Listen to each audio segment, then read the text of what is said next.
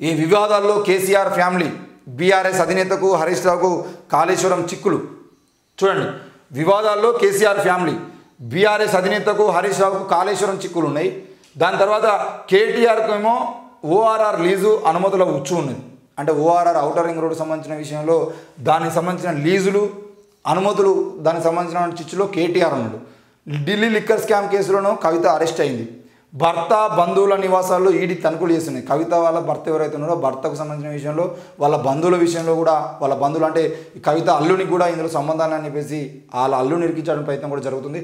మరి ఆ విషయంలో ఈడీ తనిఖీలు ఆ కుటుంబ సభ్యుల ఇళ్లలో తనిఖీలు చేస్తూ ఉంది. తాజాగా జోగిన్పల్లి సంతోష్ పైన భూ కబ్జా కేసు కూడా నమోదైంది. మరి వరుసగా వెంటాడుతున్న అవినీతి వ్యవహారం అనే వార్త మనం చూస్తున్నాం. ఎంత అన్యాయం అంటే కేటీఆర్ ఏమో కేసీఆర్ను హరీష్ రావు ఏమో కాళేశ్వరం ప్రాజెక్టుకు సంబంధించిన చిక్కుల్లో ఉన్నారు. ఓఆర్ఆర్ లీజుకు సంబంధించిన కేసులోనేమో కేటీఆర్ చిక్కుల్లో ఉన్నాడు. భూ కబ్జా కేసులేమో మన జోగిన్పల్లి సంతోష్ కుమార్ కేసులో ఉన్నాడు. లిక్కర్ స్కామ్ కేసులోనేమో ఈరోజు కవిత అరెస్టుకు సిద్ధంగా ఉంది. అంటే ఇదంతా ఎందుకు చెప్తున్నామనంటే మొన్నటి వరకు బీజేపీతో పొత్తులో ఉండి బీజేపీకి సపోర్ట్ చేసి బీజేపీ వెనకాల ఉన్నటువంటి బీఆర్ఎస్ పార్టీలో ఎవరి అరెస్ట్ ఉండదు, ఎవరి మీద కేసులు ఉండవు. ఈరోజు బీఆర్ఎస్ పని అయిపోయింది, బీఆర్ఎస్తో మాకు సంబంధం లేదు, బీఆర్ఎస్ అవసరం మాకు లేదు అనుకున్నటువంటి బీజేపీ పార్టీ ఈరోజు ఏం చేసింది అని అంటే వీళ్ళందరి మీద కేసులు నమోదు చేస్తూ ఉన్నది.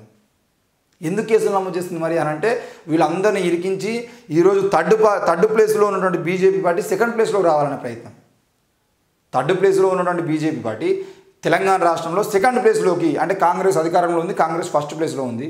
కాబట్టి ఆర్ఎస్ ప్రవీణ్ కుమార్ లాంటి నాయకులు వీళ్ళందరూ కూడా బీఆర్ఎస్లో చేరితే బీఆర్ఎస్ పార్టీ బలోపేతమైతే బీఆర్ఎస్ పార్టీ ఇంకా బలం పెంచుకుంటే రేపటి రోజున బీజేపీ పార్టీ మళ్ళీ ఓడిపోవాల్సిన పరిస్థితి, మళ్ళీ 3వ స్థానానికి పడిపోతుందని చెప్పేసి భావించిన బీజేపీ పార్టీ బీఆర్ఎస్తో సంబంధాలు ఉన్నాయనే వార్తలు మనం రెగ్యులర్గా చూస్తున్నాం. ఆ బీఆర్ఎస్తో సంబంధాలు ఉన్నాయనే నిజం బయటపడేది అంటే ఈ ఎంపీ ఎలక్షన్లో కూడా మనకు నష్టం జరుగుతుంది. ముఖ్యంగా ఎంఐఎం కానీ కాంగ్రెస్ పార్టీ కానీ ఈ రెండు పార్టీలు కూడా బీజేపీ కాంగ్రెస్ ఒకటే అనే నినాదాన్ని మళ్ళా ప్రజల్లోకి తీసుకుపోతే మనకు బీజేపీ టికెట్లు గెలవదు, బీఆర్ఎస్ టికెట్లు గెలవదు, అది ఓడిపోతుంది, మనం ఓడిపోతాం. కాబట్టి ఈ పొత్తే అవసరం లేదని చెప్పేసి కవితను అరెస్ట్ చేసి పెట్టిరు. సంతోష్ రావును, కేటీఆర్ను, కేసీఆర్ను, హరీష్ రావును వీళ్ళందరినీ కూడా ఏదో కేసులో ఇరికించాలని ప్రయత్నం చేస్తున్నారు. ఈ ప్రయత్నాలు అన్నీ కూడా బీజేపీ 2వ స్థానంలోకి రావడం కోసమే. 2వ స్థానంలోకి వస్తుందా అంటే ఇప్పుడు ఫర్ ఎగ్జాంపుల్ నిజామాబాద్ నియోజకవర్గం చూస్తున్నాం. నిజామాబాద్ నియోజకవర్గంలో పద్మశాలిళ్ళు లేదంటే మున్నూరు కాపుల ఓట్లతో గెలిచినటువంటి ధర్మపురి అరవింద్కు ఈరోజు బాజిరెడ్డి గోవర్ధన్ అనే వ్యక్తి మున్నూరు కాపు ఓట్లను చీల్చేయడం ప్రయత్నం జరుగుతుంది. అంటే ఆడ బాజిరెడ్డి గోవర్ధన్ గెలుస్తాడా కాంగ్రెస్ పార్టీ అభ్యర్థి గెలుస్తాడా తెలియదు, కానీ మొత్తానికి అయితే ధర్మపురి అరవింద్ ఓటమి అనేది అక్కడ ఫిక్స్ అయిపోయింది. ఈరోజు కరీంనగర్ నియోజకవర్గంలో కూడా బండి సంజయ్ మళ్ళీ గెలుస్తాడని నమ్మకం లేదు. ఎందుకంటే బండి సంజయ్ 5 ఏళ్లలో జనాలను ఊపిండు, ఏంది మత్తులో ఊపిండు తప్ప ఆయన నియోజకవర్గానికి చేసింది ఏం లేదు, ₹1 తెచ్చింది కూడా లేదు. మరి అట్లాంటి బండి సంజయ్ ఈరోజు వినోద్ కుమార్ మీద గెలిచే అవకాశాలు ఉన్నాయంటే లేవు. కాబట్టి గెలిచే అవకాశాలు లేకపోయినప్పటికీ, గెలిచే అవకాశాలు కనబడతా ఉన్న దాఖలాలు లేనప్పటికీ మరి ఎందుకు ఈరోజు బీజేపీ 2వ ప్లేస్లోకి రావాలని ప్రయత్నం చేస్తుందనంటే బీఆర్ఎస్ను బొందబెడితే బీజేపీ 2వ ప్లేస్లో ఉంటే ప్రతిపక్షంలో ఉంటే రానున్న లోక్సభ ఎన్నికల్లో 2028-29లో జరిగేటువంటి ఎలక్షన్స్ ఏవైతే ఉన్నాయో ఆ ఎన్నికల్లో అయినా 2029లో అయినా కనీసం బీజేపీ కాంగ్రెస్ పోటీ పడితే మనం అధికారంలోకి రావచ్చు. లేదంటే మనం వీలుండేదంటే అవసరమైతే మనమే ఈ పార్టీ ప్రభుత్వాన్ని గురొకటి మనమే అధికారంలోకి వద్దాం, ఇంకా లేకపోయేదంటే అవసరమైతే ప్రతిపక్షంలో అయినా మనం ఉంటాము అనే ధీమాతో ఈరోజు బీఆర్ఎస్ను బొందబెట్టి బీజేపీ ముందుకు రావాలని ప్రయత్నం చేస్తుంది. ఇది వాళ్ళ రాజకీయ డ్రామా. అవసరమైతే బీజేపీ బీఆర్ఎస్ నాయకులను కొనుగోలు చేసి బీఆర్ఎస్ని కలుపుకుంటుంది, బీజేపీ 2వ ప్లేస్లో ఉండే ప్రయత్నం చేస్తుంది. బీఆర్ఎస్ అధినేత కేసీఆర్ ఫ్యామిలీ అనేక వివాదాల్లో చిక్కుకున్నది. అధికారం చేజారిన తర్వాత ఒకవైపు పార్టీ సంక్షోభంలో చిక్కుకుంటే మరోవైపు ఆయన కుటుంబ సభ్యులు ఆయా కేసుల్లో ఇరుక్కుంటున్నారు. చివరికి వారి బంధువులు సైతం అవినీతి అక్రమాలు అవకతవకలతో ఇబ్బందులు పడుతున్నారు. కాళేశ్వరం ప్రాజెక్టు విషయంలో అవినీతి జరిగిందంటూ కేసీఆర్ హరీష్ రావు ఆరోపణలు ఎదుర్కొంటుండగా ఢిల్లీ లిక్కర్ స్కామ్లో ఎమ్మెల్సీ కవిత అరెస్ట్ అయ్యారు. ఈ స్కామ్లో ఆమె మేనల్లుడు శరణ్ ప్రమేయం ఉన్నట్లు ఈడీ నిర్ధారణకు వచ్చింది. తాజాగా ఎంపీ జోగిన్పల్లి సంతోష్ కుమార్పై సైతం చీటింగ్ కేసు నమోదైందని చెప్పేసి చూస్తున్నాం. జోగిన్పల్లి సంతోష్ కుమార్ను ఏదో కేసులు ఇరికిస్తారు, ఒక్క దాంట్లో కాదు. సంతోష్ కుమార్ను కేటీఆర్ హరీష్ రావు కేసీఆర్ జోలికి తక్కువ పోతారు కావచ్చు, కానీ కవితను సంతోష్ కుమార్ని ఇరికించే ప్రయత్నం మాత్రం చేస్తారు. ఎందుకనంటే వీళ్ళకు ఉన్నంత నోరు, వీళ్ళకు ఉన్నంత ఫాలోయింగ్ వాళ్ళకు లేదనే ధీమా ఉంది కాబట్టి, వాళ్ళ కోసం రోడ్ల మీద కష్టాలు కూడా తక్కువ కాబట్టి ఈరోజు ఆ ప్రయత్నం చేస్తారు. మరి కేటీఆర్ ఎంపీ సంతోష్పై చీటింగ్ కేసు, ఫోర్జరీ పత్రాలతో స్థలం కబ్జా చేశారంటూ ఫిర్యాదు, అవన్నీ పూర్తిగా అవాస్తవం అని చెప్పేసి సంతోష్ అంటున్నాడు. ఫేక్ న్యూస్ రాస్తే కోర్టుకి ఇడుస్తాం, ఆధారాలు లేకుండా ప్రచురిస్తే లీగల్ నోటీసులు జారీ చేస్తామని చెప్పేసి కేటీఆర్ అంటున్నాడు. అయితే నేనేమంటున్నా అంటే, అయ్యా కేటీఆర్ గారు ఫేక్ న్యూస్ రాసేది ఉంటే మీరు కోర్టుకి ఇస్తామంటున్నారు. మరి ఇప్పుడు మీ సిస్టర్ అయినటువంటి కవిత గారు ఫేక్ కేసు వల్ల జైలుకు వెళ్ళరా, లేదంటే నిజంగానే కవిత గారు లిక్కర్ స్కామ్లో ఇరికించబడ్డారా, అంటే నిజంగానే ఆమె పాత్ర ఉందా? ఏదో ఒకటి మీరు సమాధానం చెప్పండి. మీ ఎక్స్ ఉన్నది కదా, ట్విట్టర్ ఉన్నది కదా, ట్విట్టర్లో సమాధానం చెప్పండి. మేమేం అడుగుతున్నామంటే, ఒకవేళ మీరు ఫేక్ న్యూస్లు రాసి ఫేక్ ప్రచారం చేస్తే కేసులు పెడతామంటున్నారు కదా. ఈరోజు బీజేపీ చేసినటువంటి కేసు ఫేక్ కేసా నిజమైన కేసా? మీకు దమ్ముంటే ఈరోజు బీజేపీ నాయకుల మీద కేసులు పెడతారా పెట్టరా? వాళ్ళని కోర్టుకి ఈడిస్తారా ఈడ్చుచ్చారా? ఈ విషయానికి సమాధానం చెప్పండి. ఈరోజు కవిత మీద, కల్వకుంట్ల కవిత గారి మీద కేసులు నమోదైతే హరీష్ రావు సైలెంట్ ఉంటాడు, కేసీఆర్ సైలెంట్ ఉంటాడు, కేటీఆర్ సైలెంట్ ఉంటాడు. ఈడీ అధికారులు వచ్చిన తర్వాత అక్కడికి పోయి వాళ్ళ మీదకి ఎగిరేటువంటి ప్రయత్నం చేస్తారు తప్ప, ఈరోజు ఇదే ఢిల్లీ లిక్కర్ స్కామ్కి సంబంధించిన విషయంలో ఆనాడు అరెస్ట్ చేస్తామని చెప్తే ఢిల్లీలో ధర్నా చేసి మహిళా బిల్లు కోసం కూర్చున్నటువంటి మీ చెల్లెను ఆదర్శంగా తీసుకొని మీరేం చెప్తారు? మీరేమైనా చేస్తారా? అసలు కవిత అరెస్ట్ అయినప్పటి నుండి విడిపించాలని ప్రయత్నం ఎక్కడ కనబడతలేదు. ఉంటే ఉండని అన్నట్టుగానే ఉంటారు కేసీఆర్ కానీ, కేటీఆర్ కానీ, హరీష్ రావు కానీ. ఏం ముందు పోతలేదు. వీళ్ళు చేస్తున్న ఉద్యమాలు కూడా లేవు కవిత కోసం. కాబట్టి నువ్వేం చేస్తావు అనంటే, కేసులు పెడితే ఇరికిస్తాము, కేసులు పెడితే జైలు పంపుతాము, కేసులు పెడితే నోటీసులు ఇస్తాము, తప్పుగా మాట్లాడితే అది చేస్తాము, తప్పుగా మాట్లాడితే ఇది చేస్తాము. ఇవి కాదు ముచ్చట్లు.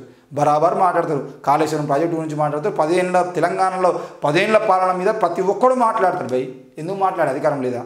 మాట్లాడతారు. మాట్లాడిన దాంట్లో తప్పు ఉండేది ఉంటే ఇంకో ఇది తప్పు, మేము చేసింది కరెక్ట్ అని చెప్పేసి ఈరోజు రేవంత్ రెడ్డి కాళేశ్వరం ప్రాజెక్టు సంబంధించిన విషయంలో మాట్లాడింది కదా. నువ్వు పోయి మొత్తం పవర్ పాయింట్ ప్రజెంటేషన్ ఇచ్చినావు కదా, మరి రేవంత్ రెడ్డి తప్పుడు మాట్లాడతాను, తప్పుడు న్యూస్ని ప్రచారం చేస్తానని చెప్పేసి కేసులు ఎందుకు పెడతాడు? అంటే రేవంత్ రెడ్డి మీద కేసు పెట్టడానికి దమ్ము లేదా? ఇలా ఒక్క కాళేశ్వరం మీదనే 4-5 సార్లు అధికారుల బృందం మీద, 4-5 సార్లు మంత్రుల బృందం మీద నీ మీద దుమ్మెత్తిపోస్తున్నారు, మీ కుటుంబం మీద, కేసీఆర్ మీద. మరి అవి తప్పైతే వాళ్ళ మీద ఎందుకు కేసులు పెడతారు?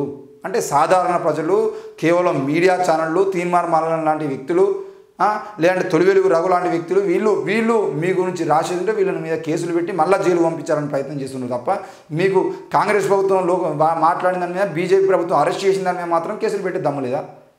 అంటే మీ గురించి సోషల్ మీడియాలో ఎవరు ఏం రాయొద్దా? ఎందుకు రాయొద్దు? ఈరోజు నరేంద్ర మోడీని విమర్శిస్తారు, బీజేపీ పార్టీని విమర్శిస్తారు, కాంగ్రెస్ని విమర్శిస్తారు, కాంగ్రెస్ నాయకులను విమర్శిస్తారు, అందరు విమర్శిస్తారు, తప్పు ఉండదు. కానీ కేవలం కేసీఆర్ ఫ్యామిలీ మాత్రం రాయొద్దు అని అంటే ఇది ప్రజాస్వామ్యం ఎట్లయితుంది?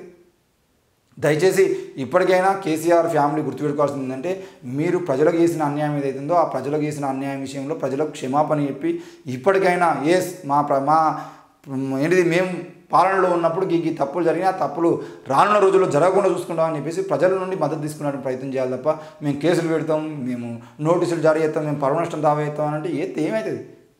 ఆ విషయం కూడా గుర్తుపెట్టుకోవాలి. ఇక 111 మందితో బీజేపీ 5వ జాబితా విడుదలైంది. బాలీవుడ్ నటి కంగనా రనౌత్కు హిమాచల్లోని మండి సెగ్మెంట్ టికెట్ దక్కింది. ముగ్గురితో కాంగ్రెస్ 5వ జాబితా విడుదలవగా 16 మందితో బీఎస్పీ తొలి జాబితాను ప్రకటించింది. ఇండియా కూటమికి 272 సీట్లు ఖాయమని, బీజేపీ గద్దె దిగే రోజులు దగ్గరలోనే ఉన్నాయని కాంగ్రెస్ నేత జైరాం రమేష్ ధీమా వ్యక్తం చేశారు. మొత్తానికైతే 272 సీట్లు ఈరోజు కాంగ్రెస్ పార్టీ గెలవబోతుంది. కాంగ్రెస్ పార్టీ గెలిచిన సీట్లతోని అవసరమైతే ప్రాంతీయ పార్టీలైనటువంటి డిఎంకే కానీ, ప్రాంతీయ పార్టీలైనటువంటి వైఎస్ఆర్సీపీ, చంద్రబాబు నాయుడు, లేదంటే ఇక్కడ ఉన్నటువంటి మిగతా పార్టీలు ఏవైతే ఉన్నాయో ఇట్లాంటి టికెట్లు ఆశించి గెలిచినటువంటి ఈ వ్యక్తులు ఎవరైతే ఉన్నారో వాళ్ళందరినీ కలుపుకొని ఈరోజు ఎంఐఎం పార్టీ నుండి ఒక సీట్ గెలిచినా, లేదంటే తమిళనాడులో, కేరళలో, ఆంధ్రప్రదేశ్లో, కర్ణాటకలో ఇట్లా ఏ ప్రాంతాల్లో అయితే ప్రాంతీయ పార్టీ ఉంటే ఆ ప్రాంతీయ పార్టీ ఎంపీ అభ్యర్థులను కలుపుకుంటే తప్పకుండా మేమే ప్రభుత్వ అధికారంలోకి వస్తామని చెప్పేసి కాంగ్రెస్ పార్టీ పూర్తి స్థాయిలో, బీజేపీ ఏమని చెప్తుంది 400 పైగా సీట్లు మేము గెలుచుకుంటాం, 400 పక్కా అని చెప్పేసి మాట్లాడుతుంది.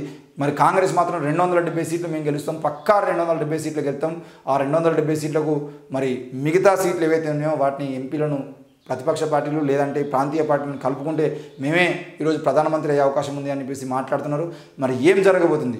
నిజంగానే కాంగ్రెస్ పార్టీ 270 సీట్లు గెలిస్తే ప్రభుత్వం నిలబెట్టగలుగుతుందా? బీజేపీ మిగతా ఎమ్మెల్యేలను, ఎంపీలను కొనుగోలు చేసుకున్నట్టుగానే కొనుగోలు చేసి ప్రభుత్వాలని తారుమారు చేసే ప్రయత్నం చేసినట్టు బీజేపీ ఈరోజు అధికారంలోకి మళ్ళీ వస్తుందా అనే విషయాన్ని దగ్గర నుండి చూద్దాం. రానున్న రోజుల్లో ప్రతి పార్టీ తెలంగాణలో ఏం చెప్పింది, ఈరోజు ఏం చేయబోతుంది, ఏం చెప్పబోతుంది, గత 5 ఏళ్ల క్రితం ఏం చెప్పింది, ఏం చేసింది, ఇప్పుడు ఏం చెప్తుంది, రానున్న రోజుల్లో ఏం చేయబోతుంది అనే విషయాల మీద పూర్తి అనాలిసిస్ చేసి మీ ముందు తీసుకొచ్చే ప్రయత్నం కూడా చేస్తాం. చూస్తూనే ఉండండి. Thank you.